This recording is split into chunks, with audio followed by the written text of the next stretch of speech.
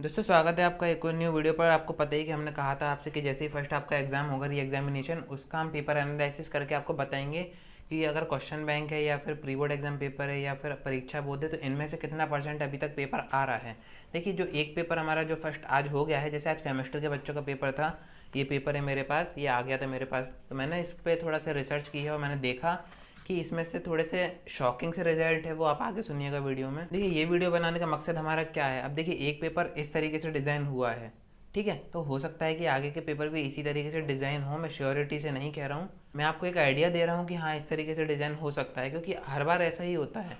अगर एक paper tough आता है तो सारे ही पेपर टफ जाते हैं, तो आपने भी देखा होगा कि होता है ऐसा। तो आज की वीडियो आप ज़रा ध्यान से देखें, और आज की वीडियो में हम बात भी करेंगे प्रैक्टिकल्स की। देखिए केमिस्ट्री का एग्जाम है, केमिस्ट्री के प्रैक्टिकल्स होते ही होते हैं। जिन बच्चों को केमिस्ट्री के प्रैक्टिकल्स देना है तो उन्हें कुछ ना कुछ इन्फॉर्मेशन आई है, तो मैंने काफ़ी अपने जो सब्सक्राइबर हैं और भी हमारे एरिया में भी कुछ स्टूडेंट्स हैं, उनसे मैंने बात की है। जो भी इन्फॉर्मेशन अभी तक मेरे पास आई है वो मैं आपको पूरी दूंगा, तो वीडियो एंड तक आप ज़रूर देखें। देखिए हो सकता है कि आपका केमिस्ट्री का एग्ज़ाम ना हो आज, आपका नेक्स्ट एग्ज़ाम हो, बट इस वीडियो से आपकी काफ़ी ज़्यादा मदद हो सकती है। कैसे हो सकती है, मैंने आपको बताया कि अगर इस तरीके से एक पेपर डिज़ाइन हुआ तो बाकी भी हो सकते हैं, और मैं आपको वेटेज भी बताऊंगा कि question bank, pre board paper या परीक्षा बोर्ड किन में से ज़्यादा आया। और देखिए मैं आपको एक बात तो वैसे भी बता दूं कि आज का जो पेपर आया था वो ईजी आया था। ईजी, अब ईजी क्यों कह रहा हूँ मैं, क्योंकि हमारी जो बात हुई है सब्सक्राइबर से, हमारे इंस्टा पे मैसेज पर बात हुई है काफ़ी ज़्यादा, तो वो उन्होंने हमसे यही कहा है कि एग्ज़ाम जो था वो ईजी था।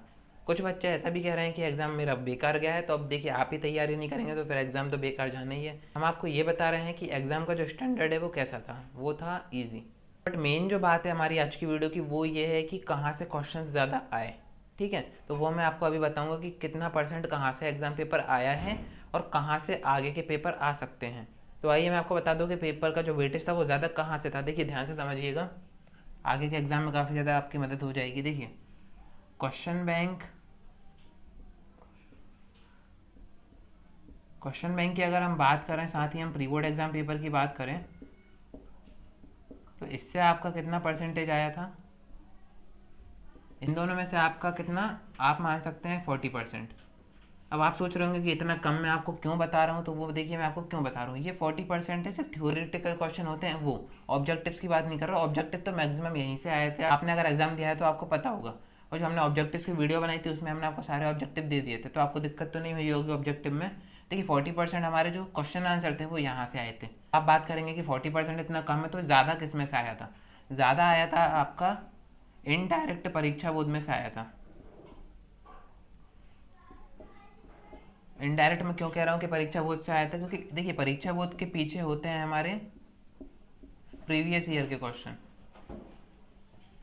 ये प्रीवियस ईयर्स के जो क्वेश्चन पेपर थे उनमें से कितना परसेंटेज आप कह सकते हैं, 85 to 90%। काफ़ी ज़्यादा क्वेश्चन आए हैं यहाँ से। तो आगे के पेपर्स भी अगर आप देख रहे हैं, जिन सब्जेक्ट्स के भी आप आगे एग्जाम दे रहे हैं, तो आप ध्यान ज़रूर दें कि प्रीवियस ईयर के एग्जाम पेपर ज़रूर पढ़ के जाएं। तो देखिए आप समझ गए होंगे कि आपको ज़्यादा कहाँ पे ध्यान देना है। देखिए परीक्षा बोर्ड में मैंने आपको वैसे भी बताया था कि परीक्षा बोर्ड के पीछे प्रीवियस ईयर के क्वेश्चन पेपर दिए होते हैं, वो आप ज़रूर करके जाएँ, ठीक है। तो देखिए वहीं से ज़्यादा वेटेज आया। अब इनका मेरे को समझ में नहीं आ रहा है कि इनमें से इतना क्यों नहीं आया, बट आया है इनमें से। तो अगर आप ये दोनों चीज़ें पढ़ते हैं तो आप पास ज़रूर हो जाओगे, और अगर ये दोनों चीज़ें आप पढ़ के गए होगे और आपने एग्ज़ाम दिया है आज केमिस्ट्री का, तो आप पास हो, इतना तो मान के रखिए। अब वो आपके ऊपर है कि आपने एग्ज़ाम किस तरीके से दिया है। और देखिए हम बात कर रहे हैं ऑब्जेक्टिव्स की, तो हाँ ऑब्जेक्टिव्स आप मान सकते हैं कि इनमें से आए हैं। कुछ न्यू भी आए हैं, कुछ ऑब्जेक्टिव ऐसे आए हैं जो परीक्षा बोर्ड के हैं, कुछ आए हैं यहाँ से। तो ऑब्जेक्टिव की तो कोई टेंशन ही नहीं होगी आपको। और आगे के पेपर्स की अगर आप ऑब्जेक्टिव की तैयारी कर रहे हैं तो हमने एक वीडियो दे रखी है, वो आप ज़रूर चेक करें। वहाँ पर आपको फिजिक्स, मैथ और बायो के भी ऑब्जेक्टिव हमने दे रखे हैं, तो वो भी आप एक बार पढ़ के ज़रूर जाइएगा। अब देखिए फ्रेंड्स, हम बात कर रहे हैं प्रैक्टिकल्स की।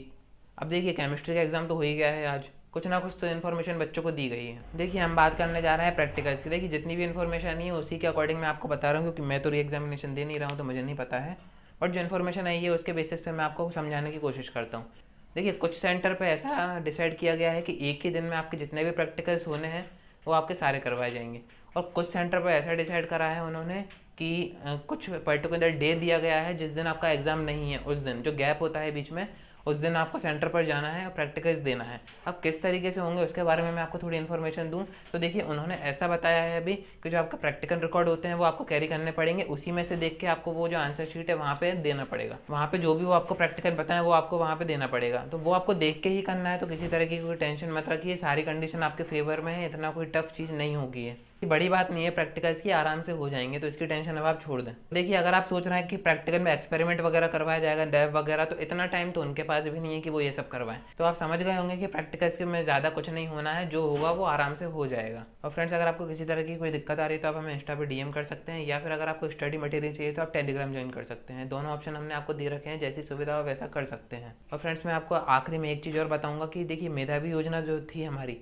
वो अगर आप री एग्जामिनेशन दे रहे हैं तो आपको एक बार ज़रूर सुननी चाहिए। एक बड़ी अपडेट आई हुई है, तो इसकी जो नेक्स्ट वीडियो रहेगी वो हमारी उसी पर रहेगी।